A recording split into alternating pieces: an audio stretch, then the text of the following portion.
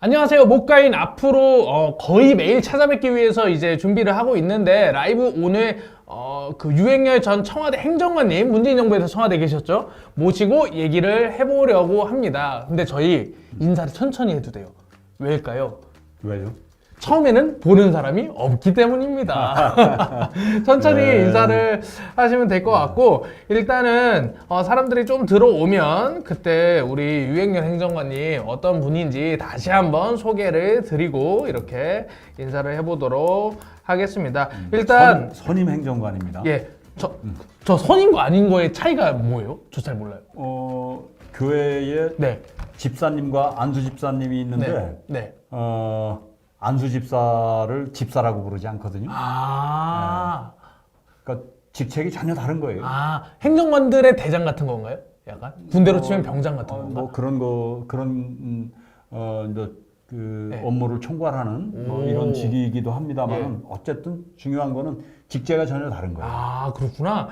저희 같은 사람들이 잘 모르기 때문에 맨날 헷갈립니다. 그래서 부대변인과 대변인도 헷갈리고 사람들이 부대변인, 대변인 되게 다르잖아요. 근데 막 헷갈리고 잘 모르고 이런 상황인데 나중에 설명을 잘 해주시면 또 좋을 것 같습니다. 일단 저희의 컨셉이 있습니다.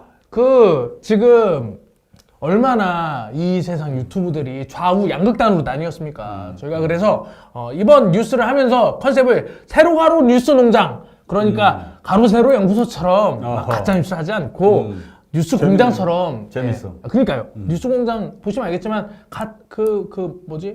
대선 조작됐다 이런 가짜 뉴스 하지 않습니까? 저희가 정면 겨냥해서 팩트 기반으로 농약을 치지 않고 무농약, 무농약, 유기농 그렇죠. 유기농 뉴스로 여러분들에게 전해드리도록 하겠습니다. 그러면 첫 번째 오늘 이슈 일단 간단한 브리핑부터 소개해드리겠습니다. 첫 번째 이슈는요, 민주당 돈봉투 받았다고 한 20명의 명단이 공개됐는데요. 관련해서 이제 민주주의 파괴자라고 보수해서 지적하고 있다는 얘기를 좀 전해드립니다. 일단 매일신문이죠. 대구를 기반으로 한 매일신문에서는 사설에서 송영길 전 대표를 찍으려고 오더를 내리지 않았느냐, 200명에게 300만 원씩 모두 6천만 원을 뿌렸는데 사과해야 된다 이렇게 얘기했고요. 서울신문 역시 의원 20명이 용서를 구하기는커녕 법적 대응을 운운하고 있다면서 불체포 특권이 탄압으로부터 보호받기 위한 게 아니라 지금은 비리보호를 위한 방탄이 됐다 이렇게 또 지적했습니다. 한국일보 중부에서는 이렇게 봤어요. 총선을 그런데 불과 8개월 앞두고 있지 않냐, 그러니까 정치적 뒷말이 나오지 않도록 검찰이 야당 탄압이 아닌 것처럼 좀 엄정하게 수사해야 된다. 이게 자칫하면 야당 탄압으로 보일 수 있다. 이거를 또 한국일보에서는 지적하기도 했습니다. 지금 검찰에서는 명단을 이렇게 공개하고 있어요. 이 명단이라는 게 지금 한번 띄워드릴 텐데요. 이분들이 돈을 받았다는 게 아니에요. 이분들이 있는 자리에서 돈이 오간 정황을 포착했다는 거니까 이분들 중에 돈봉투를 받았다는 의혹이 있는 사람이 있을 수 있다. 이렇게 보시면 되고, 지금 화면 한번 띄워주세요. 네. 지금 보시면 김회재 의원, 김승남 의원, 김윤덕 의원, 이용빈 의원 있고요. 김남국 무소속 의원님 있고, 또 김영호, 민병덕, 박성준, 박영순, 백혜련, 이성만, 임종성, 전용기, 허종식, 황운하 의원 이렇게 지적이 되고 있습니다. 지금 20명 정도 나왔는데 19명이죠. 정확히 이제 윤관석 의원 빼고 이분들이 모두 돈을 받았다 이렇게 얘기하면 안 되는 거예요. 이분들이 있는 자리에서 돈이 오갔고, 이분들 중에 억울한 분도 있을 수 있지만 현재는 약간 해명을 해야 된다 이런 상황이에요. 그런데 언론에서 해명 전화를 걸었는데 이제 안 받거나 하는 경우들이 많아서 조금 문제가 있는 상황입니다. 두 번째 이슈 또 소개해 드릴게요. 새로 해요. 이준석 국민의힘 전 대표가 여의도 재건축을 이제 유튜브 시작하면서 신당 창당도 가능하다 이렇게 얘기를 하고 있습니다. 일단 언론에 나와서 한 얘기로는 노원병이 이제 자기 지역구잖아요. 여기에 국민의힘이 자기를 공천하지 않고 다른 사람을 공천하는 등 친윤 인사로 바꾸려고 하면 무소속 출마, 신당 창당 고려하겠다 이렇게 얘기도 하고 있습니다. 반윤, 친윤이 이렇게 갈라지는 모양새로 좀 보이는데요. 여의도에 오래 계셨잖아요. 좀 보시기에 좀 이런 이준석 재창당이나 이런 얘기들 나오는 거 좀 어떻게 보시나요? 이준석 또 네. 나 건들지 마라 이거잖아요. 그렇죠. 나 건들면 너 신당 창당할 거야. 할 테면 예. 해봐. 아직 네. 젊으니까 예. 충분히 그런 도전 해볼 만하다는 생각이 들거든요. 예. 이준석 전 대표의 그런 결기가 어찌 보면 상당히 또 신선하기도 해요. 네. 이게 사실 좀 이따가 저희가 이제 김은경 혁신이 또 다룰 텐데 친명 비명도 싸우고 있고 친연 비운도 싸우고 있고 이게 모양새만 보면 왜 같은 당을 하는지 잘 모르겠어요. 좀 왜 이렇게 좀 묶일 수밖에 없는지 나중에 김은경 혁신이 얘기할 때 유행열 전 청와대 선임 행정관님의 분석을 저희가 한번 같이 보도록 하겠습니다. 그리고 세 번째 이슈 죽겠어요. 미친 폭염에 팔팔 끓는 지구 이생망 현실화. 와, 지금 지구가 엄청 뜨거워요. 저희가 그래프 하나 보여드릴 텐데요. 잠시 띄워주실래요? 이게 북대서양 온도를 보여준 건데요. 지금 혹시 빨간색 보이시죠? 올해 온도래요. 지금 그 40년 동안 기록이 아래 있고 이 빨간색이 올해거든요. 지금 완전 비교되죠. 그러니까 지금 지난 40년 동안 없었던 수준으로 지금 좀 사람들이 보일 때 작을 수 있으니까 제가 확대해 볼게요. 나 유튜브 보니까 좀 작네? 좀 커졌나? 빨간색 보이시죠? 빨간색이 이게 바로 그 대서양 기후인데 진짜 지난 40년하고 완전 달라요. 그래서 지구가 올해부터는 완전 다른 경지에 들어섰다고 하고요. 이 아래도 볼게요. 이것도 북대서양 해수면 온도 절대값인데 빨간색만 튀고 있죠. 이게 올해만 이렇게 다르다고 합니다. 그리고 이건 전 세계인데 북대서양 말고 전 세계로 봐도 빨간색 보시면 알겠지만 튀고 있어요. 보이죠? 전 세계 바다가 지난 40년하고 완전히 다른 온도를 보이고 있어요. 그래서 태풍, 폭염, 그리고 뭐 엄청난 비도 오고 이런 상황이라서 사실 기후 위기 뭐 이런 거 하면 뭐 남의 나라 일이다 했는데 사실 올해 우리나라도 좀 큰일이 났잖아요. 특히 그 청주 오송에 큰 비가 와가지고 사람들도 숨지고 막 이런 사건이 났었는데 여기에 대해서 이제 제대로 대응을 못한 거 아니냐. 뭐 이런 얘기 나와요. 많이 못했죠. 예. 지금 청주에 계시잖아요. 14명이나 죽었거든요. 네. 그런데 14명이 그렇게 이제 생을 달리했는데 네. 이거를 대하는 태도나 네. 대처하는 방법이나 이게 모든 게 서투르기 짝이 없고 저는 이게 도대체 이 정치 권력이 존재해야 되는 이유가 뭔지에 대한 생각을 안 할 수 없는 그런 상황을 보고 있어요. 그 정치부 기자들 사이에서 뜬금없는 평가가 나옵니다. 이시종 지사가 대단한 사람이었다. 왜냐면 튀지도 않고 국민들은 잘 모르거든요. 예. 삼선이나 했는데 잘 몰라요. 근데 그렇게 사고 없이 운영했는데 네. 그 김영환 충북지사로 이렇게 바뀌었는데 이시종 지사님은 어떻게 보면 행정가 타입이고 김영환 지사님은 정치가 타입인데 김영환 지사님이 되고 나서 네. 약간 문제가 좀 많아진 거 아니냐 이런 얘기를 정치부 기자들 사이에서 좀 이분 나와요. 때문에 네. 충청북도의 인지도가 네. 급상승했죠. 누구 덕분이죠? 김영환 지사의 입 덕분에. 진짜 어떤 얘기를 했는지 소개 부탁드립니다. 이분이 입만 열면 다 히트작이에요. 네. 최근에 이제 그 오송 참사와 관련해서 그러니까요. 했던 말 중에 가장 유명한 게 내가 거기 갔어도 별로 바뀔 게 없었다. 아니 그러면 왜 충북지사를 하는 거예요? 충북지사를 그러니까요. 자기가 안 했어도 비는 왔을 거잖아요. 그러니까 사람들이 다 묻는 거죠. 아, 왜 지사를 하냐고. 근데 이게 윤석열의 가이드라인이라는 얘기도 있어요. 윤석열 대통령이 대통령이 본인이 내가 와도 안 변할 거다 얘기했는데 국민의힘 똑같죠. 소속 똑같죠. 그 지자체장이 뭐 똑같이 한 거 아니냐 뭐 이런 얘기도 나와요. 똑같죠. 그러니까 저는 우리나라가 대통령제잖아요. 그렇죠. 대통령제이면서도 대통령의 권한이 굉장히 강화됐잖아요. 그렇죠. 그러니까 저는 대통령제 하에서는 밑에 사람들이 다 닮아가는 것 같아요. 그러니까 진짜. 그러니까 더군다나 대통령의 권한이 검찰 권력이 대통령이 되면서 더더군다나 대통령의 권한이 세지니까 밑에 사람들이 다 그것만 쳐다보는 것 같아요. 그래서 무의식 중에 대통령의 말을 그대로 따라 배우는 것 같아요. 저는 그래서 어쩌면 네. 김영환 지사도 대통령의 그 대통령실의 그 워딩을 아마 무의식 중에 받아들였던 게 아닌가. 그러면 카메라를 보고 김영환 지사님을 향해서 강한 어조로 한 말씀 부탁드립니다. 아니 저는 김영환 지사님이 더 이상 거기에 있어야 될 이유가 없다는 것을 스스로 말씀하셨다고 생각되거든요. 그러면 스스로 그렇게 말씀하셨으니까 이제 내려오시는 게 맞아요. 사퇴하시는 게 맞는 거예요. 그게 도민들의 행복을 위해서도 그런 결단이 필요하다는 생각이 들어요.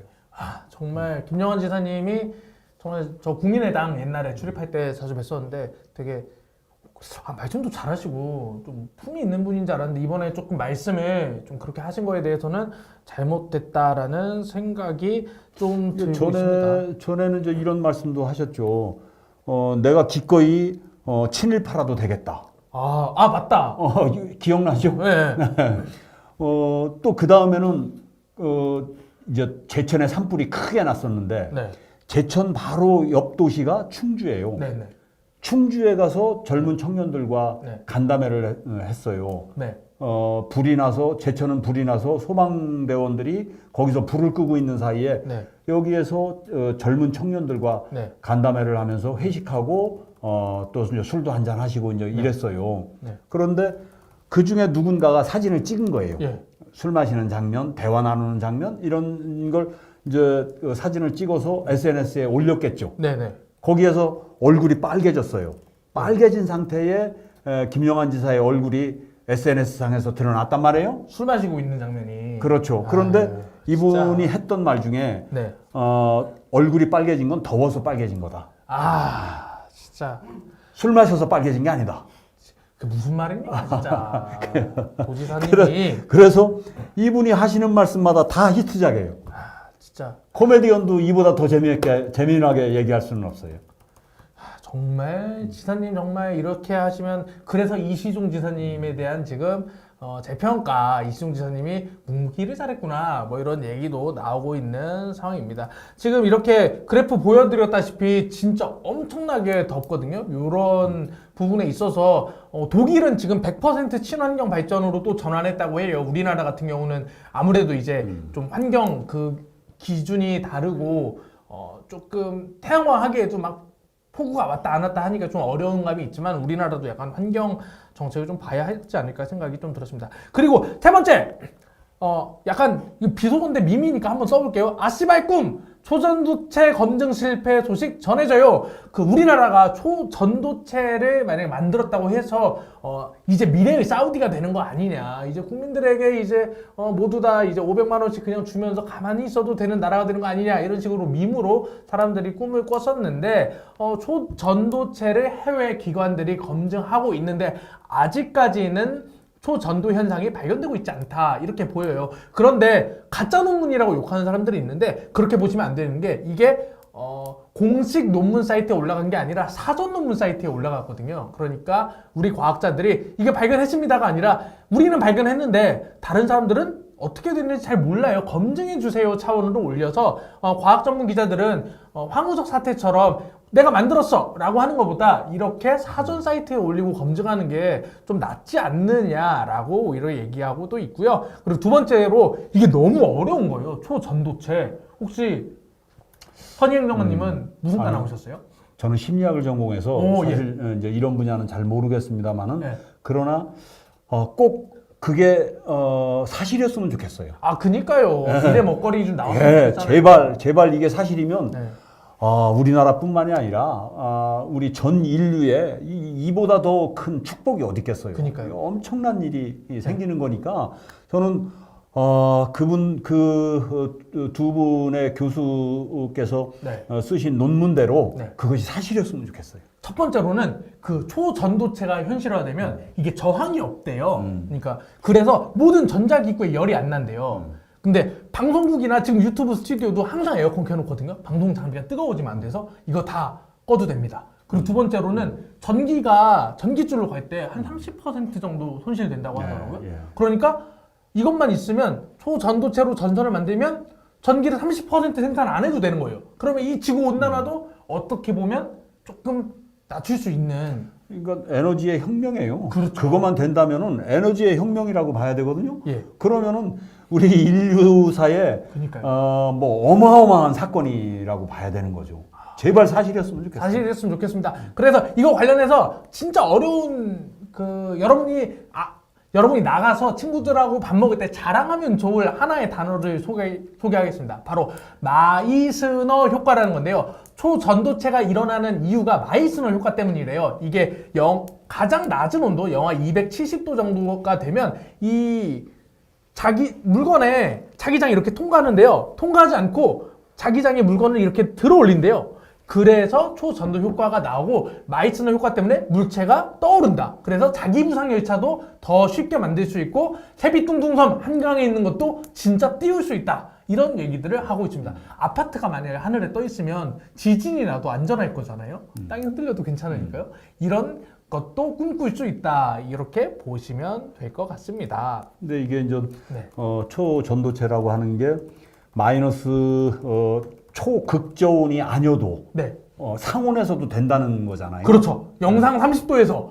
그러니까 영하 270도까지 내려가면 그 전도체의 이제 현상은 그런 현상들이 이제 나타나는 거죠. 네. 이거를 다 입증을 했는데 그렇죠. 그런데 상온에서도 된다는 것을 주장을 하는 거고. 그렇죠. 그래서 상온에서 이것이 실현된다면 그렇죠. 진짜 생각만 해도 뭐 그렇죠. 대한민국은 전 세계 앞으로 1000년을 지배할 동력을 얻게 될 겁니다. 그렇죠. 이거를 그래서 만약 발견하게 되면 라이트 형제에 비유하더라고요. 라이트 형제보다도 훨씬 더 어마어마한 사건이에요. 그러니까요. 잘 됐으면 좋겠습니다. 그래서 삼성전자 하이닉스를 뛰어넘는 초전도체 회사가 나오면 저도 이제 채용도 좀 부탁드리고 빨리 저 주식 사시고.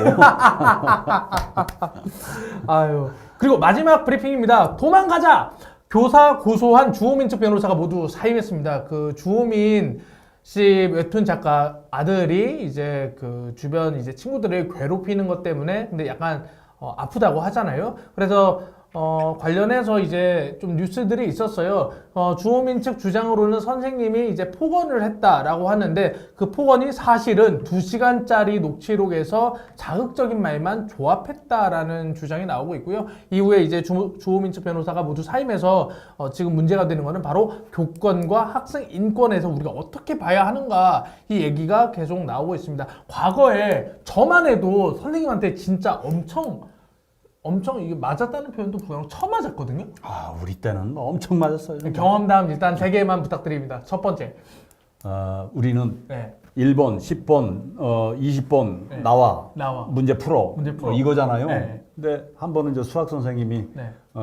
이제 불려 나가서 네. 문제를 푸는데 부호 하나를 틀렸어요. 네. 느닷없이 그냥 네.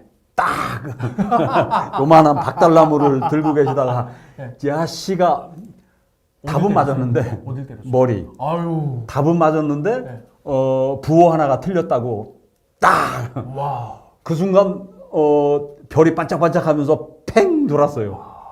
지금 선생님은 자는 학생을 어깨를 두드려서 깨웠다고 성추행으로 고소됐어요. 저런. 그래서 그때부터 제가 수학을 포기했습니다. 저랑 같아요. 저 초등학교 2학년 때 구구단 못한다고 선생님한테 처맞고 나서 수학을 포기했습니다. 또 자극적인 경험이 있을까요? 선생님 왜 도대체 학생 인권 조례가 생겼는지 요새 사람들이 잘 모르거든요. 옛날 선생님들이 약간 지금 선생님들은 아니지만 옛날에 선생님들이 약간 폭력적인 게 있었거든요. 맞아요. 저 교련 시간에 네. 이제 그때 네. 제가 주번이었나 뭐 이래서 교련 시간에 안 나갔는데 숫자가 빈다고 교실에 있는 놈 다 나와 해가지고 나갔다가 1시간 원산 폭격을 운동장에서 했었죠. 원산 폭격이 뭔지 알아요? 몰라요. 열중샷 하고 이마를 땅에 박고 있는 거예요.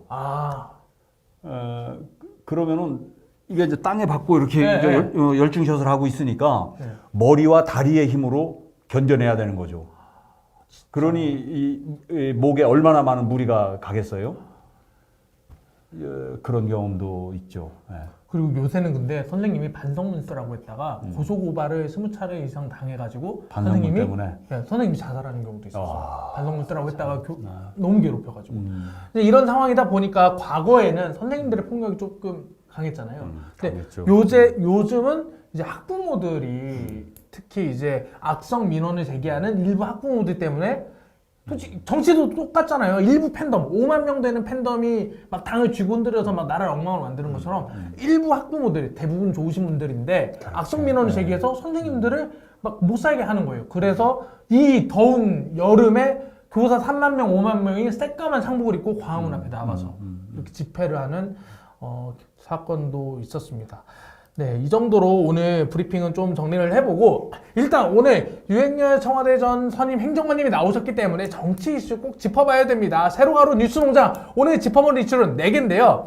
첫 번째부터 설명하면 보수가 주목한 이슈는 민주당 노인 폄하 혁신이 조기 종료, 김은경 파탄, 이재명 퇴진이고요. 두 번째 진보가 주목한 이슈 검찰은 검사가 죄지으면 수사 안 한다? 박영수 50억 뒷북 수사 얘기 있습니다. 그리고 모두가 주목한 이슈 잼버리입니다. 요새 난장판이죠.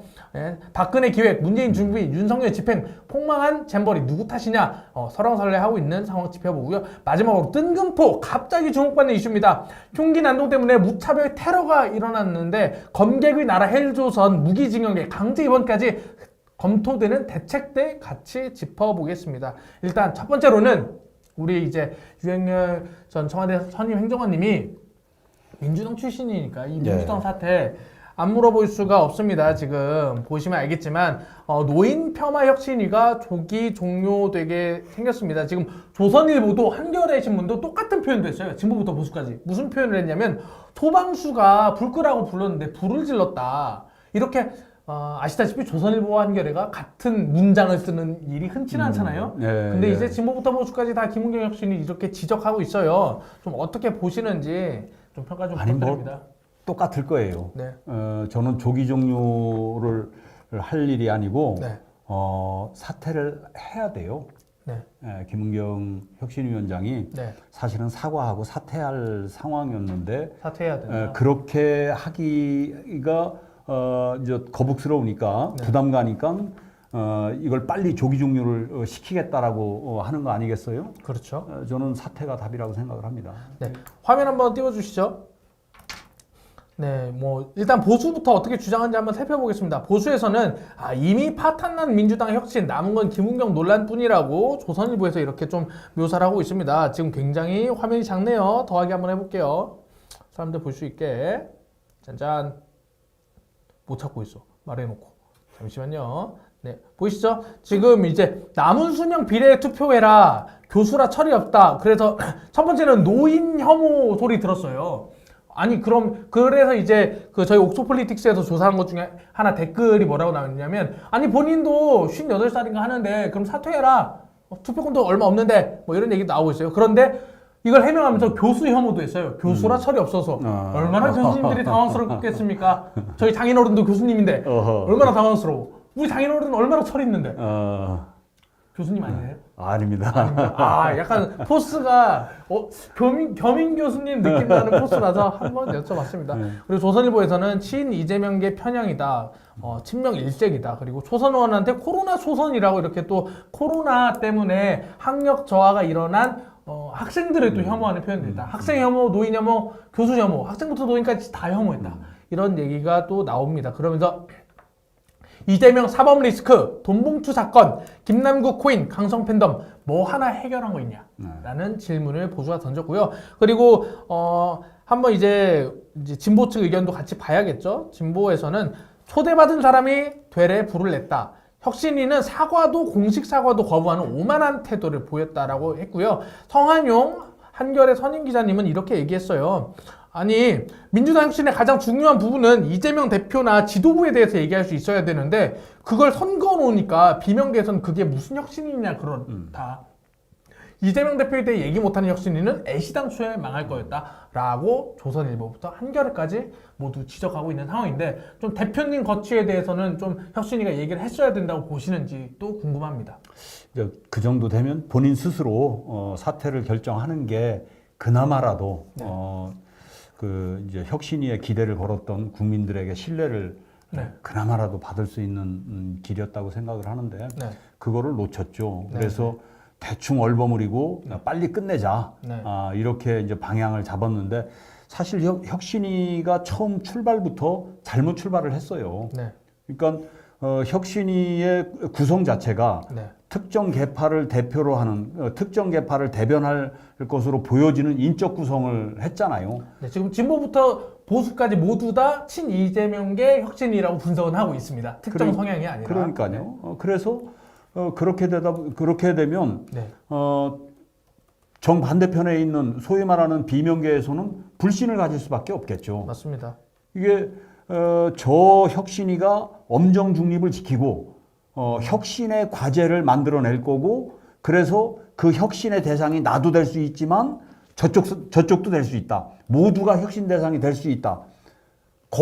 그 권위 앞에 모두 머리를 숙일 수 있어야 혁신위가 성공을 하는데 혁신위가 처음 출발부터 저 칼날이 나만 겨냥하고 있어 이러면은 성공하기가 어렵죠. 네, 네. 예. 아니 그리고 또 그 이낙연 대표님 겨냥해가지고 콕 집어서 당내 개파 정치는 부적절하다 이렇게 얘기를 했거든요. 네. 여기에 대해서 한겨레 신문도 지적했어요. 그러니까 누가 봐도 이재명 계열만 지금 대변하려고 하는 거 아니냐 혁신위가 이렇게 지적했고 이제 성한용 선임 기자님도 이제 국회 방송에 나가서 이렇게 지적했는데 한겨레가 특히 이제 그 민주당의 특정 계파를 지적을 잘 안 하는 매체임에도 불구하고 이런 부분을 네. 지적했다는 거는 조금 문제가 있는 게 아닌가. 그러면 짧게 제대로 된 혁신을 하기 위해서는 좀 어떤 액션이 필요했는지에 대해서 한 3가지 정도만 말씀 부탁드립니다. 그러니까 가장 중요한 거는요. 중요한 거. 지금 지도부를 어떻게 평가할 거냐예요. 평가를 해야 된다. 그럼요. 평가할 수 있어야 혁신이가 되는 거예요. 오, 뭐를 혁신을 하는 거죠? 지금 현재 당의 주도 세력을 평가하지 않고 어떻게 혁신을 할 수가 있어요? 1년 동안 당을 끌고 왔어. 네. 그러면 끌고 온 거에 대해서 평가를 해야 될 거 아니에요. 그렇죠. 뭐를 혁신을 할 겁니까? 그거를 평가를 안 하는데. 그런데 그런 평가의 자세를 한 번도 보여준 적이 없어요. 그러니까 자기 평가가 안 됐다. 뭘 혁신할지 찝지 않았다. 그렇죠. 그리고 두 번째 문제는 또 뭘까요? 중립적이어야 돼요. 중립적. 예. 이거 중요하죠. 어느 계파의 편이다라고 하는 게 드러나기 시작을 하면 네. 거기에 대해서 이제 시시비비가 네. 또 갈려지게 되고 또 어떤 혁신안을 내놨을 때 야 이거는 우리를 잡으려고 하는 거 아니냐 하는 이런 볼멘 소리가 나올 수밖에 없죠. 네. 저는 이 2가지 조건을 다 충족시키지 못했다고 생각을 해요. 그냥 중립적이지도 않고 네. 그리고 혁신의 대상을 정하지도 않았고 그래서 지금 중앙일보는 이 대표의 결단이 필요하다. 그러니까 이재명 대표님이 이제는 사퇴해야 된다 이런 얘기를 중앙일보는 대놓고 했고요. 한국일보는 민주당이 총체적 난국이다. 이재명 대표가 입장을 밝혀야 된다. 조금 완화된 입장이에요. 중도 입장에서는 이 당대표가 입장을 밝혀야 된다. 이 정도 수준으로 정리를 했습니다. 그런데 네. 정리를 하면서 혁신이가 그냥 끝나면 되는데 대의원제 폐지라는 이재명 강성 팬덤이 요구한 거를 갑자기 혁신안이라고 내놓고 나가기로 했단 말이죠. 그러니까 이게 이제 대중적 신뢰를 받아야 그 혁신안이 받아들여지는 건데 국민들이 동의하지를 않잖아요. 이 혁신위에 대해서 혁신위의 권위를 인정하지 않기 때문에 혁신위에서 내놓은 방안이 받아들여지기가 쉽지는 않죠. 이제부터는 또 갈등이 또 다른 갈등이 만들어지는 겁니다. 대의원이시죠? 대의원입니다. 대의원제 폐지 어떻게 보십니까? 검토할 만한 내용이다라는 생각은 동의해요. 너무 이제 그러나 중요한 건 이것에 대해서 이 중요한 사안을 단 한 번도 당내에 토론이 제대로 붙여진 적도 없어요. 그러네요. 예. 그리고 이걸 가지고 뭐 어디 말하자면 새로운 제도를 도입하기 위한 대의원들과의 뭐 토론 그렇죠. 혹은 세미나 혹은 학술 대회 이런 거라도 해서 동의 절차가 만들어져야 되는데 동의 절차가 전혀 없이 그냥 이것이 잘못됐으니까 바꾸자 이거 뜬금포가 되는 거예요. 근데 주변에 당원들 많이 만나시잖아요. 좀 어떤 얘기들이 나오나요? 뭐 대의원제나 혁신위에 대해서? 아니죠. 대의원제가 그동안은 이제 순기능도 있었고 네. 혁신위에서 지적하는 대로 문제점도 당연히 있었죠. 네. 그것을 합의하는 과정을 통해서 수정해야지 네. 일방적으로 야 이거 잘못했으니까 다 바꾸자 네. 한다고 바꿔지지는 않을 것 같다는 거죠. 여기에 많은 사람들이 동의를 하고 네. 그래 바꾸자 이것이 우리를 공격하는 내용은 아니야. 특정인을 엄호하기 위해서 만들어지는 제도는 아니구나 네. 하는 것들이 암묵적으로 동의가 돼야 돼요. 그러면 약간 더 궁금한 게 만약에 혁신위가 조기 종료되잖아요. 그럼 솔직히 말해서 이건 조선일보가 지적한 건데 말 그대로 지금 사법 리스크, 돈봉투 사건, 김남국 코인, 강성 팬덤 해결하겠다고 했는데 하나도 해결이 안 됐잖아요. 안 그리고 됐죠. 끝나면 그냥 가만히 있는 거 아니에요? 그냥 당이? 다른 방안을 찾아야겠죠. 이제 혁신위가 실패를 했으니까 네. 그러면은 그 다음 이 혁신을 못하고 그냥 주저앉을 수는 없잖아요. 그러니까 민주당이 네. 무엇을 국민들 앞에서 무엇을 바꿔야 되는지 또 바뀌는 모습을 보여주지 않고 내년 총선을 우리가 이길 수가 없어요. 그렇기 때문에 반드시 바꿔야 됩니다. 반드시 바꿔야 되는데 무엇을 바꿀 건지에 대해서 이번 혁신위에서 실패했으니까 네. 다른 방안을 찾아야 됩니다. 이게 이제 비대위가 될 수도 있을 거고, 아니면 뭐 조기 전당대회가 될 수도 있을 테고, 무엇이 될는지는 저는 모르겠습니다만은 혁신위에서 하지 못한 것을 해내야 될 또 다른 기구가 필요합니다.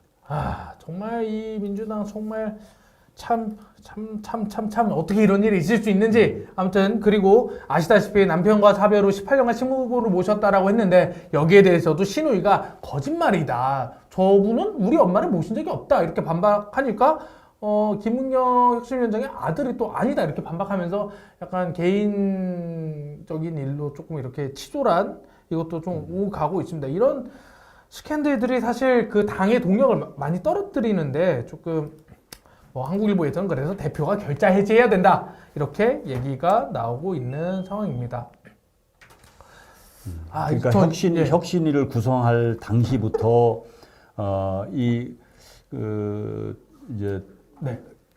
혁신을 해야 되는 우리 민주당이 안고 있는 과제들이 있을 것이고, 그렇죠. 이것을 해결하기 위해서 혁신위를 어떻게 구성할 거냐, 네. 혁신위원장은 어떤 사람이 적합할 거냐 하는 합의의 과정이 있었으면, 네. 공감대를 만들어 나가는 과정이 있었으면 이렇게까지 충격으로 다가오지는 않았을 것 같아요. 근데 그런 과정이 생략된 채 일방적으로 만들어지다 보니까 고스란히 이것이 당의 부담, 또 지금 이재명 당대표의 부담으로 가게 되는 거죠. 일단 이것저것 얘기가 많기는 한데 그러면 지금 민주당에 그러면 이제 혁신위를 제외하고 가장 큰 리스크는 뭐라고 보세요? 제일 큰 리스크. 이걸 안 고치면 이제 결국은 지금 당 대표가 안고 있는 사법 리스크가 네. 그것이 진실인지 아닌지는 알 수 없으나 네. 그로 인해서 검찰에 민주당이 계속해서 끌려다니고 있는 끌려다니죠. 이런 상황이 민주당을 가장 힘들게 만드는 거죠. 그러니까 민주당이 주체적으로 네. 민주당의 운명을 결정하는 게 아니고 네. 검찰이 어떻게 할 거냐가 민주당의 운명을 좌우한다면 네. 이거는 굉장히 심각한 문제잖아요. 민주당이 자체 조사해서 이 사람은 돈 봉투를 받았고 이 사람은 안 받았고 억울한 사람은 이 사람입니다. 받은 사람은 우리가 징계하겠습니다 해서 자체적으로 이렇게 좀 쇄신하는 모습을 보여야 되는데 손 놓고 있다가 검찰이 오라 그러면 아니다라고 하니까 국민들이 못 믿고 있다. 그러니까 저는 이제 우리 민주당이 예. 이제 안고 있는 네. 그런 여러 가지 이제 사법 리스크들이 계속해서 발생을 하고 있는데, 네. 그런데 문제는 검찰에도 있어요. 있죠. 그러니까 검찰이 명확하게 네. 근거를 제시하고 네. 증거를 제시하고 사건을 빨리 종결시키려면 빨리 종결시켜야죠. 할수 왜 자꾸 이렇게 시간만 끌고 때 되면 이 윤석열 정권이 지지율이 좀 떨어질 것 같으면은 새로운 이슈를 부각시키고, 그렇죠. 그래서 지지율을 또 만회시키고 하는, 네. 국민들이 이제 의심하기 시작을 한 거예요. 이 검찰이 지금 정치를 하고 있구나. 그렇죠. 지금 예. 그 얘기 다 하고 있죠. 민주당의 사법 리스크 몇 가지를 가지고 이 사람들이 정권 호위병의 역할을 하고 있는 것 아니냐 하는 그렇죠. 이런 의심을 하고 있는 상황으로 가고 맞습니다. 있단 말이죠. 맞습니다. 검찰이 국민들로부터 인정을 받으려면 증거를 가지고 네. 빨리 처리할 거는 빨리 처리해. 시기를 보지 말고 네. 빨리 처리를 해야 돼요. 맞습니다. 여기서 이제 두 번째 이슈로 넘어가 볼 텐데요. 검찰이 진짜 이게 문제라는 얘기 많이 나오잖아요. 그리고 이번에 이제 진보가 주목한 이슈를 살펴보면 대장동 50억 받은 박영수 검찰 카르텔 부수자 이렇게 이제 진보 측이 얘기하고 있습니다. 저희 한번 보면요. 경향신문에서 이렇게 얘기했어요. 법조 카르텔 박영수를 늑장 구속했다. 검찰이 국민한테 사과해야 된다라고 얘기를 했어요. 박영수 특검이 3일이 구속됐는데 이게 1년 10개월 만이거든요. 네. 근데 생각해보시면 박 전 특검은 또 2월에 휴대전화를 망치로 부수고 사무실 자료를 폐기했어요. 와, 이거 보면 장난 아닙니다. 이게 그 민주당이셔서 조금 그렇지만 그 송영길 대표는 그 휴대전화 포맷하고 박영수 특검은 휴대전화 망치로 부수고 지금 뭐 민주당 국민의힘 뭐 검찰 다 난리가 났어요. 휴대전화 부신이라. 근데 이렇게 증거인멸 시간을 준 거 바로 검찰 아니냐. 1년 10개월 전에 조사했으면 됐는데 지금 오는 거 이거 말이 안 된다. 그러면서 이제 2021년 9월 그러니까 2년 전에 대장동 일당한테 50억 받기로 약속했다는 내용을 검찰이 확보했거든요. 녹취록에서. 그런데 수사를 하지 않고 수사를 아니면 내사를 하면서 구속 기간을 계속 미뤄왔던 거예요. 그래서 이제 여기에 대해서 뭐 검찰이 잘못하고 있다 이렇게 얘기하는데 심지어 보수지인 중앙일보도 박영수의 몰락 50억 클럽 수사 속도 내야 된다라고 하면서 가짜 수산업자한테도 이제 포르쉐 렌터카 무상으로 받지 않았냐. 그리고 다른 대장동 업자로부터 11억 원을 받았다는 혐의도 있고 본인은 200억 상당 주택 두 채를 약속받기도 했다 하면서 박영수 특검을 제대로 검찰이 조사해야 된다고 했습니다. 근데 여기에 중앙일보는 약간 보수지답게 어떤 얘기도 했냐면 화천대유 고문으로 취업하고 권순일 전 대법관도 연관됐는데 이재명과 연관된 대장동 비리를 여기서부터 또 밝혀야 되지 않느냐 이렇게 이재명 대표 얘기도 좀 꺼냈습니다. 좀 박영수 특검 관련해서 어떻게 보시는지도 좀 궁금합니다. 그러니까 이제 검찰이 이런 행태를 보이니까 국민들이 못 믿는 거죠. 검사는 수사를 안 해요. 예, 자기네 식구 감싸고 네. 또 하늘 같은 선배니까 그렇죠. 함부로 또 조사하기도 본인들에게도 굉장히 부담스러웠겠죠. 그리고 그러니까요. 어쩌면은 본인들의 미래일 수도 있어요. 그래서 쉽게 잡아놓기도 어려웠을 거예요. 그니까요. 박영수뿐만이 아니고 권순일도 있잖아요. 몇몇 사람들이 박영수, 권순일 그리고 아들 50억 받은 분 있잖아요. 예, 몇몇 사람들이 있는데 그런 사람들 하나도 안 하고 있잖아요. 그러면서 민주당 관련 인사들에 대해서는 아주 가혹하리만큼 먼지털이를 한단 말이죠. 그렇죠. 그러니까 국민들이 볼 때도 형평성을 인정하기가 어려운 거예요. 그렇죠. 이러니까 검찰 수사에 대해서 신뢰성을 갖지 못하는 거고 이건 편향됐다라고 국민들은 믿게 되는 거죠. 이러면은 검찰 수사의 권위를 가질 수가 없습니다. 사실 그게 난리 났잖아요. 곽상도 전 의원 역시 검사 출신이고 새누리당 의원이었던 곽상도 의원 아들이 퇴직금으로 50억을 받았어요. 그렇죠. 50억이면 우리나라 삼성전자 회장 정도, 삼성전자 사장급 정도가 그 정도 받을까 말까 한데 퇴직금을 50억 받았단 말이죠. 근데 이게 검찰 측의 자료 부실로 법원에서 무죄 판단을 했어요. 네. 그래서 이번에 박영수 특검 딸이 11억 받은 것도 무죄 나오는 거 아니냐라는 얘기들이 나오고 있는 거예요. 왜냐면 법원은 검찰이 자료로 제시한 거 외에는 판단을 못 하잖아요. 여기에 대해서도 사람들이 검찰이 또 장난치는 거 아니냐. 의도적인 것이 저는 깔려 있을 가능성이 매우 높다고 생각을 합니다. 그렇죠. 봐주기 수사하고 그래서 부실 자료 제출하면 대충 어느 시기에 또 풀려나고 네. 선배님 죄송합니다. 이때까지만 참아주세요 하는 이런 암묵적인 내용들이 공유가 될 수도 있을 것 같고요. 그렇죠.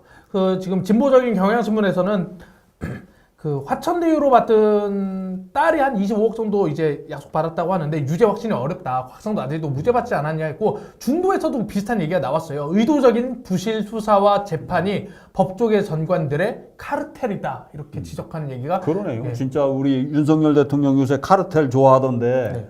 이게 진짜 법조 카르텔이고 검찰 권력의 카르텔 아니에요? 근데 본인이 법조 카르텔 일원 아닌가요? 그렇기도 하죠. 그러니까 뭐 이거 수사하려나? 아니 뭐 자기가 이제 서울중앙 아니 딴 얘기지만 이동관 자기가 서울중앙지검장 때 수사할 때 그 국정원한테 그 언론 장악 문건 요구했다라고 자기가 수사할 때 총 책임자였는데 이동관 다시 쓰잖아요 방통위원장으로. 정말 이해할 수가 없는 이 카르텔들 정말 진짜. 그러니까 민주당 인사 털듯이 네. 똑같이 그런 식으로 털어대면 네. 국민들이 그제서야 믿을 수가 있죠. 신뢰가 가죠. 그때는. 맞습니다. 예, 검찰 권력을 신뢰하고 정권을 신뢰하게 될 거예요. 또 그렇게 털듯이 이번에 그 양평 고속도로 관련해서도 좀 제대로 좀 털어주고. 그렇죠. 그러면은 야, 이 대통령이 이제 제대로 공정하게 하려나 보다. 네. 국민들의 지지가 확 쏟아지겠죠. 야, 예. 혹시 근데 저 이거 그냥 이거 사적으로 궁금한 건데요. 50억 받으면 50억이 만약 있어요. 뭘 하고 싶으세요? 저 한 번도 50억이 없어봐서. 저 정치 안 해요.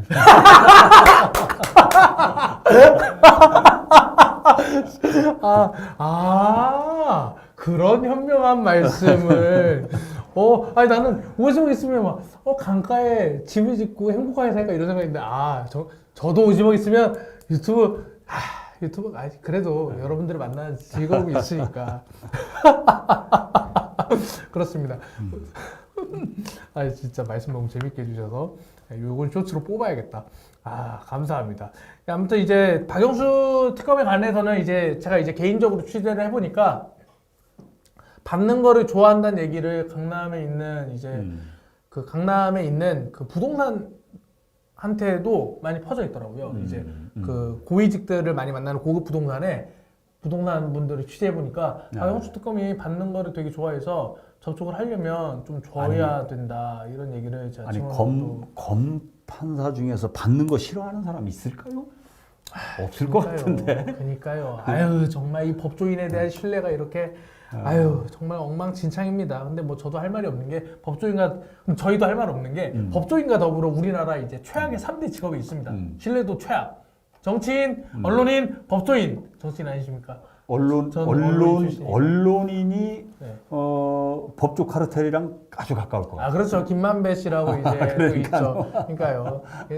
이렇게 욕해봤자 어차피 자기 얼굴이 침뱉기라서 여러분들 정치인과 언론인도 감시하셔야 됩니다. 저희 이렇게 카메라 앞에 나와 있을 테니까 감시해 주시면 될 것 같습니다. 그리고 세 번째, 모두가 주목한 이슈. 탈출잼된 잼버리 여야 예산 따먹기에 희생된 전 세계. 이거 한번 그림 띄워주세요. 이거 정말 그래프 보면 장난 아닙니다. 잼버리 관련 해외 출장 나선 공무원 99건이나 해외 출장이 있었는데요. 전라북도 55건, 부안군 25건, 뭐 이렇게. 이게 다 이제 잼버리 관련 해외 출장한 건데요. 내용도 보면, 지금 화면 나오고 있나요? 네. 이탈리아를 또 가셨어요. 보면 이탈리아를 가시고 거기도 가셨던데 이탈리아도 가시고 상하이에 크루즈도 탔어요. 근데 상하이에서 크루즈를 타는 게 잼버리랑 무슨 상관인가? 이탈리아에서 베네치아를 또 가셨더라고요.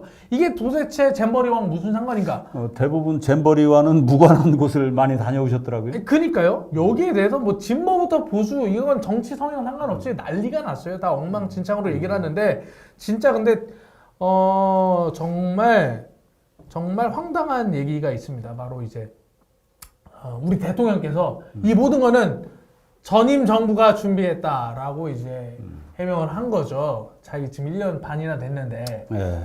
근데 아시다시피 여가부 장관이 작년에 국정감사에서 폭염 준비 완벽히 다 됐다 얘기했거든요. 뭐 한두 번도 아니고 여러 차례 걱정하지 마셔라. 완벽하다. 그러니까요.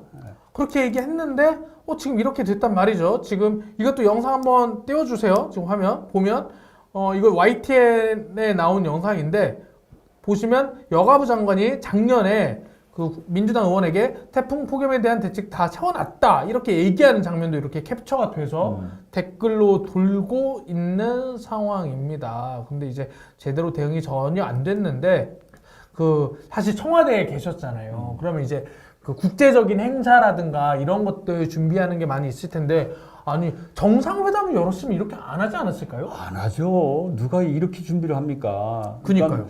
그 우선 이 잼버리 문제를 네. 짚으려면 네. 저는 이거부터 봐야 되는 것 같아요. 예. 윤석열 정권 이제 시작되면서 대형 참사가 그렇죠. 생긴 게 이태원 사건 그렇죠. 149명이 거기서 죽었잖아요. 네. 그리고 얼마 전에 오송에서 14명이 죽었어요. 아, 그니까요. 그리고 이제 잼버리 이렇게 이어지는 것을 보면 이게 저는 굉장히 공통점이 거기에 있다는 생각이 들어요. 준비 부족. 아니 준비 부족은 준비 부족보다도 저는 더 근본적으로는 네, 말씀해 주시면 됩니다. 더 근본적으로는 윤석열 정권이 네. 검찰 정권이잖아요. 검사 정권이에요. 아, 그니까요. 이 행정이랑 검사가 평생 이게 죄 지은 사람 네. 두들겨 잡는 일이 검사가 할 일이잖아요. 그렇죠. 원래 임무죠. 그러니까 잘못한 거를 캐내고 또 잘못을 시인하지 않으면은 이거 두들겨 패고 네. 그래서 벌 주고 네. 이게 검사가 하는 일이란 말이에요. 네, 네. 그러다 보니까 평생 이것만 하다 보니까 저는 인간에 대한 연민, 네. 인간에 대한 존중, 네. 인간에 대한 사랑 이런 게 결여된 삶을 살아왔다. 그러다 보니까 사람을 바라보는 따뜻한 시선을 갖지를 못한 거예요. 그래서 잼버리를 한번 보십시오. 네.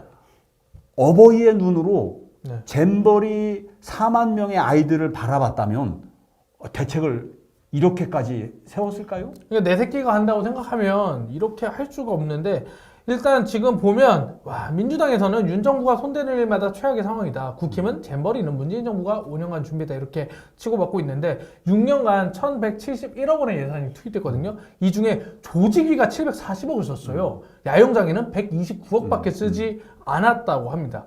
이게 그러니까 사실상 그래서 서울신문에서는 범국가 차원의 진상조사를 해야 되는 거 아니냐 이런 얘기도 나오거든요. 그러니까 저는 이 검사 정권의 한계를 네. 아주 고스란히 드러낸 사건이라고 보는 거예요. 준비하지 않고. 예, 우선은 검사 정권이 가지고 있는 한계가 분명하게 있다. 한 번도 행정을 제대로 다뤄본 적도 없고 또 하는 일이 사람을 벌 주고 범인 찾아내고 하는 일만 해왔기 때문에 네. 이렇게 디테일한 것, 인간의 정의, 인류를 바라보는 따뜻한 시선이 없이는 치를 수 없는 행사가 저는 잼버리라고 생각이 들어요. 또 이태원에서 발생했던 그 사건을 한번 맞아요. 보십시오. 여기도 사람에 대한 따뜻한 시선, 연민, 사랑 이런 시선이 기본적으로 깔려 있다면 저는 그 사건 그렇게 많은 사람이 희생되지 않았을 거라고 생각이 듭니다. 그리고 이번 오송에서 발생한 14명이 죽은 수해 참사가 있었어요. 그러니까요. 이것도 대통령은 내가 거기 그 수해 빨리 간다고 해서 바뀔 게 없다. 또 도지사도 또 똑같은 얘기를 하잖아요. 내가 거기 간다고 바뀔 게 뭐가 있냐. 인간에 대한 사랑이 완전히 결여가 돼 있는 거죠. 이런 시선으로는 계속해서 이런 사건이 발생할 수밖에 없을 것이다. 그 다음은 무능력해요. 그렇죠. 너무 무능력한 거예요. 아, 이거는 위기 상황이 왔을 때 네. 이것을 어떻게 대처할 거냐 하는 것이 네. 윤석열 정부에서 그 위기 대처 능력이 전혀 없다라고 하는 것을 단적으로 보여주는 사건이라고 저는 생각이 드는 겁니다. 예. 지금 잼버리가 어떻게 진행되고 있는지 지금 밈이 엄청 많이 돌고 있어요. 한번 영상 한번 띄워주세요. 보면 와, 얼음을 준비했다고 하거든요. 근데 얼음을 이렇게 땡볕에 보관하고 있는 거예요. 지금 화면 띄워져 있죠. 예. 얼음을 땡볕에 보관하고 이거를 이렇게 그냥 주워 먹어요. 사람들이 지금 뭐 별 수 없으니까 이러고 있고 지금 다리 이렇게 다 부은 거 보이시죠? 그리고 고라니, 진드기, 뱀이 있다. 이렇게 나와 있고 보시면 뭐 땅 자체도 다 젖어 있고 뭐 이런 상황이라서 이게 굉장히 지금 좀 어려운 상황 아니냐 이렇게 또 보고 있습니다. 보면 이렇게 다리에 수포가 잡힌 외국인 참가자 사진도 이렇게 찍혔거든요. 이런 게 지금 전혀 대책이 안 되고 있으니까 좀 이렇게 그리고 이게 식사 사과 하나 이렇게 준 거 그리고 뭐 이거는 약간 이제 교통편을 이렇게 비꼬는 밈 이렇게도 나오고 있고 대한민국이 그 영국을 그 철수시킨 세계 5대 국가라고 합니다. 나치 독일 그리고 예. 그리고 그 소련, 나치 독일 뭐 이런 것과 더불어 영국을 철수시킨 5대 국가 중에 하나라고 이렇게 조롱하는 밈도 쏟아지고 있어서 뉴욕 타임즈에서는 한국 정부가 전 세계를 대상으로 사과해야 된다라고까지 얘기를 하고 있는 상황입니다. 그렇다면 마지막으로 잼버리 같은 이런 국제 대회 같은 거 준비할 때 좀 국제 대회 같은 거 준비할 때 이제 보통 이렇게 예산 같은 게 잘 몰라가지고요. 이런 게 예산이 그러니까, 1,000억 쓰면 진짜 한 800억은 조직위가 쓰고 현장에는 한 200억밖에 안 가요 원래? 아니 이제 그거는 네. 어디에 쓸 것이냐는 필요에 따라서 좌우가 되긴 하겠죠. 네. 그런데 이번 네. 이제 그 현장을 보면 예, 예. 뭐 배수도 제대로 안 되는 안 됐죠. 이런 굉장히 열악한 상황이었음에도 불구하고 예. 현장에 예산을 투입하지 않고 네. 조직이 그 활동하는 데 썼다는 것도 이건 뭐 쉽게 납득하기는 어렵죠. 그러니까 저는 그 예산 분배에 대해서 어디에 쓸 거냐 하는 이런 것이 네. 이번에 이제 아주 대표적으로 이건 잘못 쓰여진 사례 아니겠어요? 네네. 그 이제 지역구의 이원택 의원이 이미 여러 차례 지적을 함에도 불구하고 그러니까요. 국정감사장에서 작년에 이렇게 말씀을 꼼꼼히 해주셨더라고요. 네, 뭐 아주 예상되는 문제들을 다 짚었더라고요. 네. 다 짚었는데 걱정하지 마라 다 완벽하다 했는데 짚었던 부분에서 다 문제가 생겼잖아요. 그러니까 거기에 예산 투입을 안 한 거죠. 일각에서는 여가부 폐지 공약을 지키기 위해서 여가부 장관이 이를 일부러 안 했다 이런 음모론도 나오고 있습니다. 여가부 아니, 폐지하기 위해. 예산 집행을 여가부가 주무부서잖아요. 그렇죠. 그럼 여가부에서 하는 건데 그러면 여가부를 폐지 안 하기 위해서라도 여가부 공무원들이 더 열심히 했었어야죠. 근데 여가부 장관과 대통령의 공약이 여가부 폐지니까 열심히 할 이유가 없지 않았느냐라는 이런. 아니 그러면 밑에 공무원들이라도 열심히 해야죠. 맞습니다. 진짜. 아유, 이게 무슨 일입니까, 진짜. 아유. 그 이제 2018년도 2월에 평창 네. 올림픽 얘기를 많이들 하시지 않습니까? 너무 비교가 되니까. 그렇죠. 그때 이제 저도 청와대에서 평창 올림픽 관련해서 이제 그 실무진들 회의를 여러 차례 했어요. 네, 좀 분위기 어땠어요? 그때 이제 제일 걱정했던 게 네. 맹추위였거든요. 아, 맞다. 엄청 추웠죠. 예, 엄청나게 이제 추워서 이거 개막식과 폐막식을 과연 저기서 오픈된 경기장에서 어떻게 할 수 있느냐. 그것도 비슷하네요. 한겨울에 맹추위에 강원도에서 네. 이제 오픈된 데서 오프닝 하니까 그렇죠. 비슷하네요. 그것 때문에 청와대에서 저희들끼리 회의를 굉장히 많이 했어요. 여러 차례 하면서 대책회의도 세웠고 그때 이제 그 담요, 네. 이제 무릎 담요 또 핫팩 이거를 자리마다 하나씩 다 줘서 그 추위에 대비할 수 있도록 하자 하는 아이디어도 나오고 아주 다행스럽게 하나하나 아주 디테일한 부분까지 놓치지 않고 다 잘 준비를 해서 모든 언론들이 우려했던 그 맹추위와의 싸움에서 문제되지 않고 다 정말 호평을 받는 이런 행사를 그렇죠. 치르게 됐죠. 또 이제 그때 당시 뭐 생각해 보시면은 금방 아시겠습니다만은 남북 단일팀 만들면서 또 얼마나 국내 여론이 안 좋아졌어요. 특히 이제 그 젊은 청년들이 공정의 기회가 박탈되는 것 아니냐. 아, 맞습니다. 초반에 그런 얘기 있었죠. 굉장히 그게 이제 많이 있었거든요. 이제 그런 문제들도 청년들과의 대화를 통해서 이 문제를 잘 슬기롭게 극복하고 네. 곳곳에서 생기는 예상되는 문제들을 하나하나 짚어가면서 아주 디테일한 부분까지 그걸 잘 해결을 했어요. 그게 문재인 정부 출범 불과 8개월이에요. 8개월. 그렇죠. 예, 그 정도 시점밖에 안 된 건데 예상됐던 문제들을 아주 완벽하게 극복하고 성공적으로 치러낸 사례가 되는 거죠. 아마 국제 행사, 우리나라가 치렀던 국제 행사 중에서 이번 잼버리만큼 이렇게 엉망진창 총체적 난국은 처음인 것 같아요. 저도 처음 본 것 같아요. 아, 그리고 이것도 되게 한겨레에서 이렇게 지적했는데 이것도 되게 맞아요. 잼버리가 잘 됐으면 문재인 덕이라고 할 거냐. 안 했겠네요. 자기 덕이라고 할 거 아닙니까? 근데 안 되니까? 안 했겠네요. 안 되니까? 그리고 생각해보면 평창올림픽은 이명박 대통령이 유치했잖아요. 근데 그때 시작된 치르는 거죠. 게, 네. 치르는 게 중요하잖아요. 일이라는 게. 그럼요. 네? 네. 일을 잘 치러야 되는데, 아니, 평창올림픽이 잘 된 거는 사실 이제 누구든지 이제 그 당시 정부, 물론 그 당시 정부가 이제 이제 부동산 이런 거 엉망진창이지만 죄송합니다.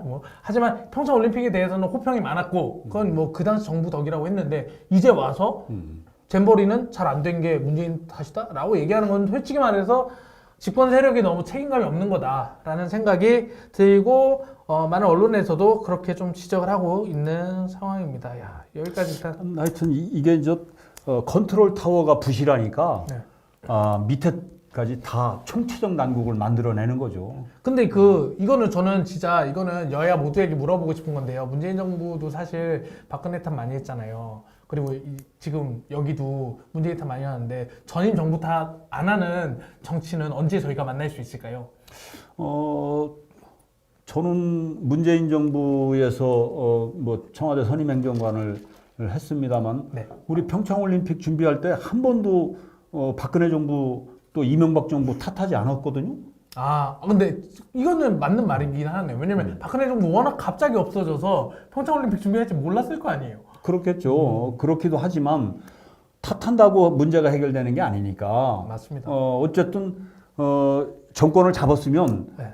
그 정권 하에서 이행되는 모든 문제는 그 정권이 책임져야 되는 거예요.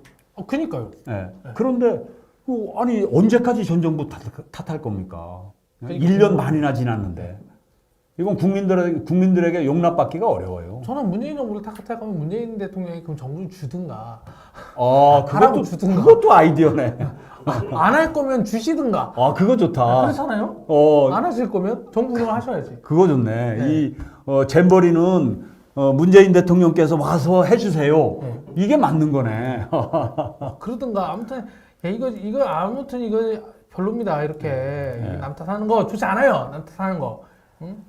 집값 떨어진 건 자기 덕이라고 그러고 집값 떨어진 거 그 자기 덕 아니지. 그냥 갑자기 세계가 바뀐 건데. 아무튼 이런 건 나쁩니다. 자, 마지막 이슈입니다. 뜬금포 터진 이슈. 흉기 난동의 무차별 테러. 검객의 나라가 된 헬조선이라고 하는데 지금 이런 얘기가 나오고 있어요. 지금 계속 이제 수차례 테러 위협, 칼부림 경고가 나오고 있으니까 정부에서 이제 무기징역을 가석방 없이 확대하는 방안을 얘기하고 있고 지금 중증 정신질환자를 강제 입원하는 게 어렵게 법이 바뀌었거든요. 다시 조금 쉽게 좀 입원시켜야 된다 이런 얘기가 나오면서 사후약 방문이다 얘기도 나오고 아니 그러면 도대체 왜 이런 일이 생겼는지 뭔가 이 사전 그러니까 생기고 나서 어떻게 하겠다는 거 말고 어떻게 막겠다는지 이런 얘기가 진짜 없어요. 예, 정말 이게 한국 사회가 우리 왜 혹시 봤어요? 미국 영화 중에 이제 슬럼가를 배경으로 하는 영화들 보면 거기에서 온갖 범죄들이 발생을 하잖아요. 그렇죠. 심지어 거기서 그 선생을 폭력으로 때리고 하는 마약하고 이제 이런 거를 우리 많이 봤는데 그게 지금 우리나라에서 펼쳐지고 있는 저 학교에서도 마약하고 애들이 선생 때리는데 학부모는 맞은 선생을 고소하고 지금 너무 신기해요. 나온 뉴스들을 보면 그러니까 저는 제가 작년에 읽은 책 중에 김누리 교수께서 우리의 불행은 당연하지 않습니다라는 책을 냈는데 그 책에 이런 게 이제 소개가 돼요. 네네. 그 이태리의 철학자 프랑코 베라르디라는 인물이 있는데 네.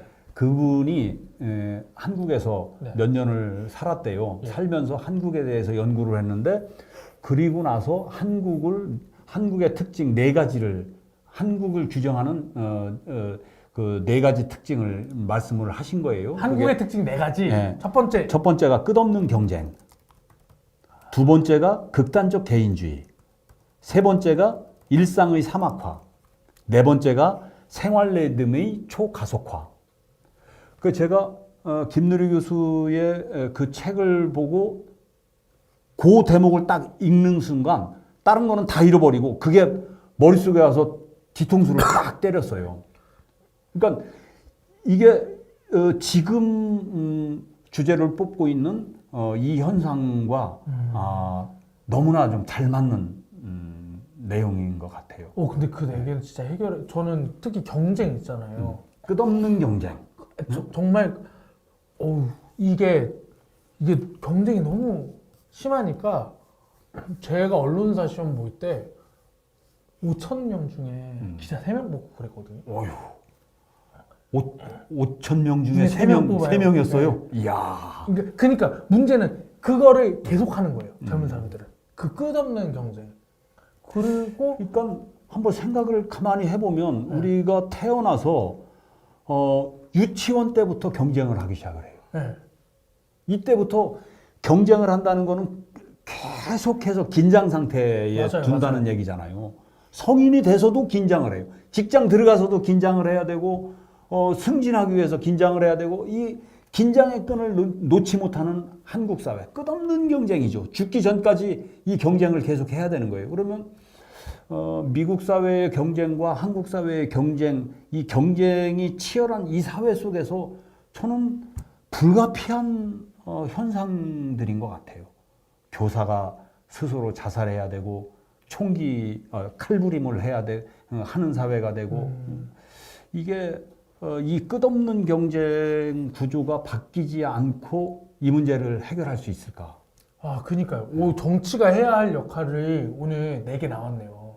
이거를 그대로 해결하는 게 정치 역할이기 때문에요. 근데 한국의 정치가 이런 문제를 해결하지 못하고 오히려 갈등을 부추기잖아요. 한국 정치는 경쟁을 가속화시키고 청년들 너네 잘 보여봐 그래야 공천 줄게 뭐 이런 식으로 경쟁을 가속화시키고 학교도 솔직히 말하면 저는 그 자사고 특목고 막 만들 때 너무 놀랐거든요. 그 일반적으로 나고되는 친구들이 너무 많았어요. 제가 그때 막 과외를 하고 애들을 가르치고 있었을 텐데 대학생이면서 그런 것도 있고 그리고 일상의 가속화도 너무 맞는 것 같아요. 일상의 너무 스피디해요. 일상의 사막화, 생활 리듬의 초가속화. 초가속화. 나는 이게 진짜 하나하나가 소름 끼쳤어요. 우리 한국 사회를 어쩌면 이렇게 정확하게 분석을 하고 있을까? 제가요 지금 말이 빠르잖아요. 이게 초가속화인데요. 왜냐면 느리면 안 본대요 유튜브. 그래서 네, 그래서 저 JTBC 기자일 때 JTBC는 말을 빨리 하라고 한때 녹음실에 메트로놈도 갖다 놨어요. 이게 초가속화. 무조건 빨리빨리. 이야, JTBC가 그래요? 예, 그러다가 이제 치웠는데 와 이게 정말 그리고 그 멕시코에는 마냐냐라는 말이 있대요. 내일로 내일에. 그래서 한국 사람이랑 멕시코 노동자랑 일하면 한국 사람들은 계속 빨리빨리 멕시코 노동자들은 마냐냐. 그래서 멕시코는 자기 사회 문제가 너무 느리다. 변화가 없는 걸 거고 한국은 너무 빠르다. 좀 이렇게 중도 정치를 구현해 주시기 바랍니다. 적당한 속도로. 좀 만들어 주실 겁니다. 저 정치인들이 저는 다 해결해 줄 거라고 믿습니다. 네. 그러니까요. 이게 정치라는 게 결국은 이런 사회적인 문제를 해결을 해야 되는 거잖아요. 그렇죠. 그런데 오히려 이런 사회적 현상에 올라타서 그걸 부추겨요. 그러니까 부추기는 이유는 그것을 통해서 나의 권력을 강화시키고 유지시키려고 하는 이런 의도가 거기에는 숨어 있는 거죠. 그런데 한국의 불행하게도 이런 사회적 현상에 우리 정치 집단 중에 그 어느 집단도 용감하게 이런 문제를 지적을 하고 이거를 해결하고자 목소리를 높이는 이런 집단이 아직까지는 없다는 게 우리 민주당도 그걸 못 하고 있는 게 너무 안타까운 거예요. 그러면 개인적으로 여쭤보고 싶은데 이번에는 출마하세요? 준비하고 있어요. 출마를 준비 중이시라고. 그러면 나중에 당선되면 네 가지 문제 해결해 주신다고 한번 약속 부탁드립니다. 해결하기 위해 저는 네. 이제 한국 사회를 바치고 있는 큰 기둥 중에 하나가 네. 굉장히 불행한데 네. 혐오와 저주라고 생각을 해요. 맞아요. 혐오와 저주의 기둥이 한국 사회를 떠받치고 있는 기둥 중에 하나예요. 그 문제 해결하고 싶어요. 이게 길거리에 현수막, 정치인이 붙인 현수막 한번 보십시오. 저 긍정적인 프랭카드 한번 본 적이 이게 있어요? 자기가 뭘 하겠다라는 걸 한 번도 못 봤어요. 남욕하는 것만 있어요. 다 남 탓이에요. 다 남 탓. 상대당 욕하고 혐오하고 저주하고 증오와 판치는 세상을 만들어 놓은 게 네. 너무 안타까운 거예요. 네.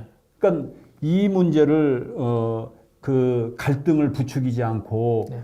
그것을 해소하기 위해서 노력해야 되는 게 이제 정치의 역할인데 네. 오히려 거기에 편승하고 네. 남 탓하고 네. 상대를 악마화하면 자연스럽게 또 내가 천사가 돼요. 맞습니다.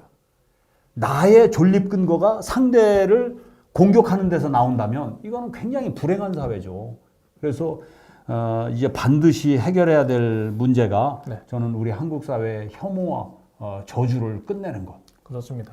그러기 위해 가로세로 연구소와 뉴스 공장을 혐오의 이런 구판에서 벌어지기 위해 세로가로 뉴스 농장을 열었습니다. 여러분 오늘은 시청자 적지만 앞으로 열심히 해서 우리 뉴스 농장에 푸릇푸릇한 새싹들이 많이 자랐으면 좋겠다는 생각을 하겠습니다. 예. 뉴스 농장이 네. 유기농 그러니까요. 정치인들을 많이 생산했으면 좋겠어요. 유기농 정치인 그 뉴스 팩토리처럼 막 그 가짜 뉴스라는 그 뭐라 그러지 뭐 오염 물질을 뱉어내지 않는 가로세로 연구소처럼 막 혐오하지 않는 그런 것들을 하도록 하겠습니다. 여러분 잘 모르겠지만 저는 방송기자 대상을 수상한 아주 공정한 언론인 출신입니다. 자기 자랑을 한번 하면서 자기 자랑 한번 해주시죠. 자기 PR의 시대입니다. 하여튼 이런 시대의 변화에 굽히지 않고 네. 굴하지 않고 네. 자기 목소리를 낼 수 있는 이런 정치인으로 성장하도록 노력하겠습니다. 예, 감사합니다. 오늘 그러면 이 정도까지 해서 마무리를 드리고 인사를 드리면 좋을 것 같습니다. 다음 주에도 나오실 수 있나요? 네, 그러겠습니다. 예. 나이스. 그럼 다음 주에 또 유행열 전 청와대 선임행정관과 함께 여러분들을 찾아뵙도록 하겠습니다. 예, 여러분 안녕히 계세요. 저희 마무리도 되나요? 감사합니다. 안녕. 조스로 봐요.